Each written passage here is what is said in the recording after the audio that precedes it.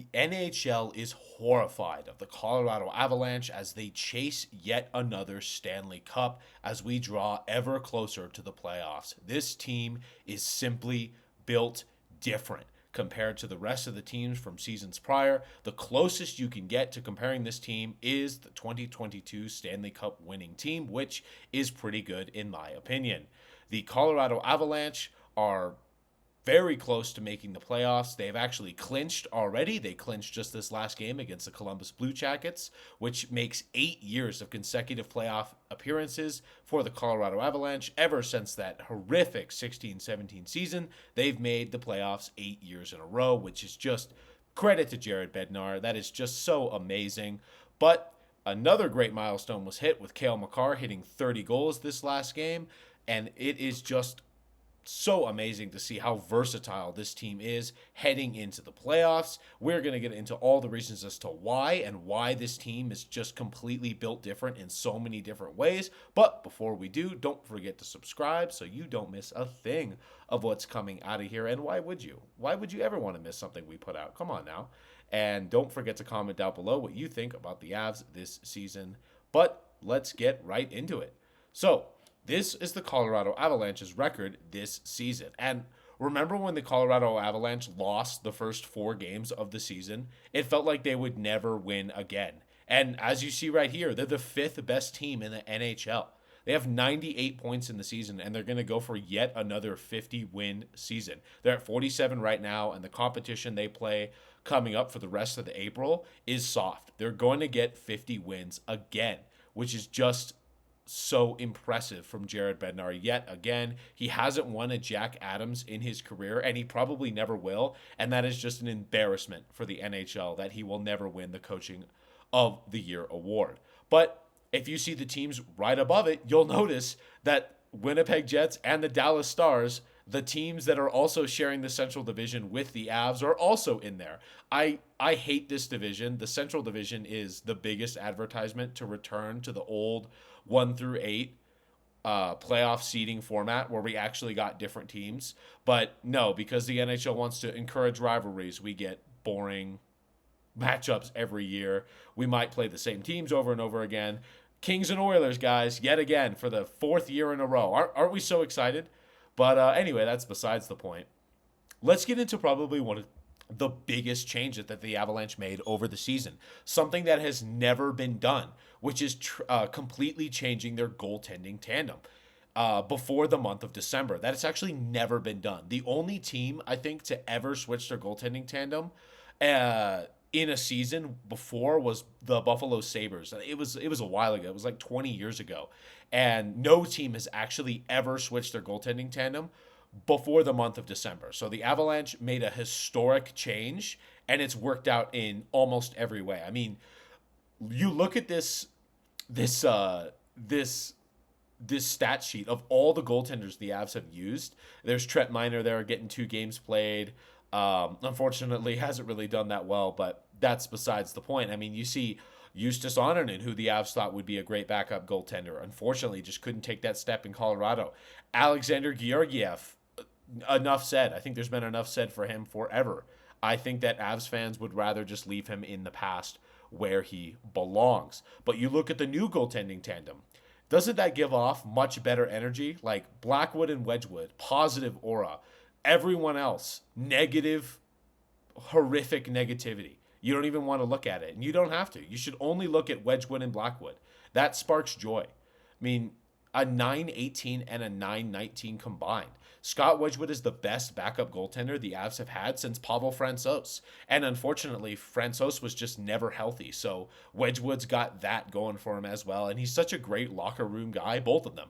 They're such upbeat and happy guys, and the players love having them around. You even see Scott Wedgwood, when he's on the ice, you can watch him shout and bark out to other players when they go by him. You can see him do that on the bench too. When Blackwood's in net, keep an eye on Wedgwood. He's hyping up the bench. He's yelling out. You can see him be active as well.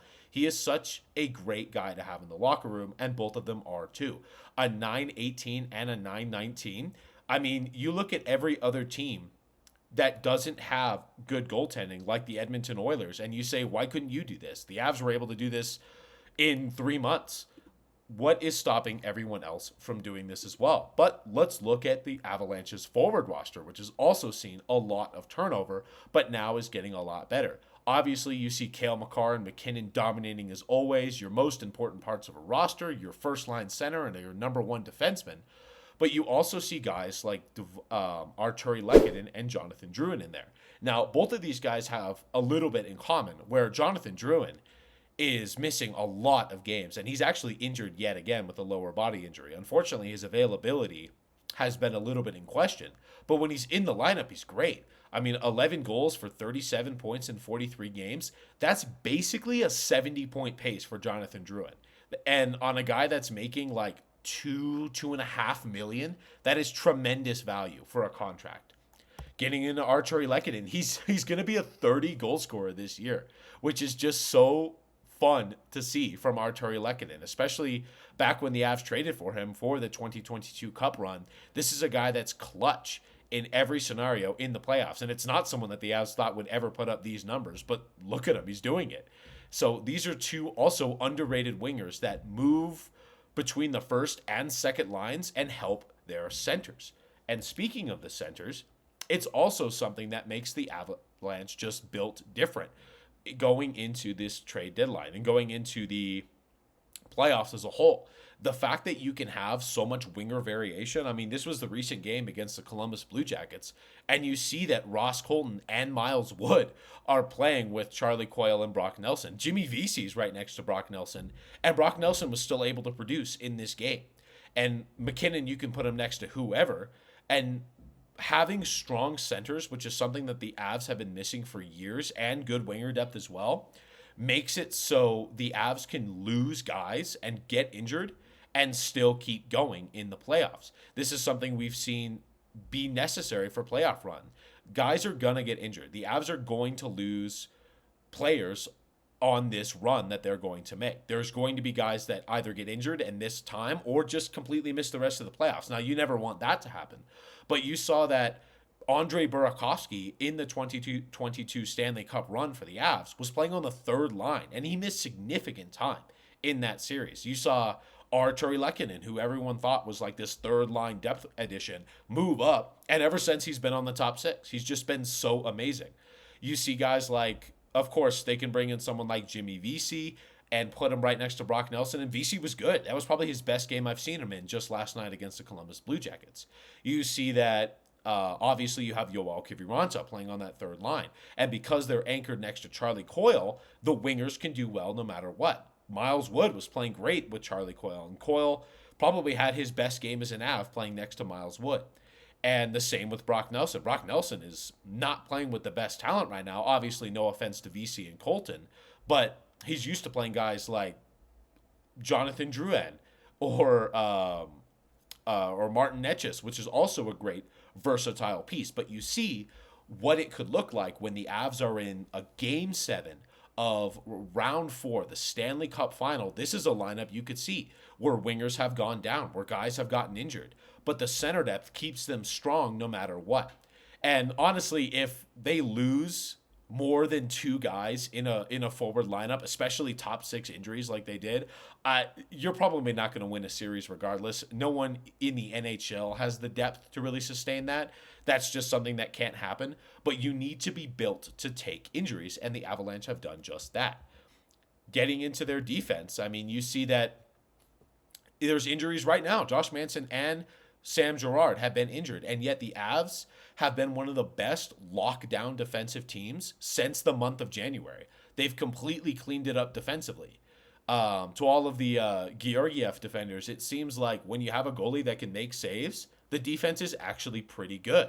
And getting into the power play, the Avs had a pretty abysmal power play for a few months, but ever since they added Martin Necas to it, you can see right here it's a pretty good power play in general. I think it's like 10th in the NHL, but it's actually been like top 3 since the month of January. It's just weighed down by other statistics. The same goes from the penalty kill. The Avs penalty kill has been stellar ever since the month of January. Basically, the Avalanche are just a sleeping giant in every single statistical category. Everyone looks at it and says, okay, that's decent. But you realize that it's actually weighed down by the previous months, like pre-December. And then you realize it's even better than that. I mean, the Avalanche are absolutely built to destroy every team. They are a buzzsaw for every team they come across.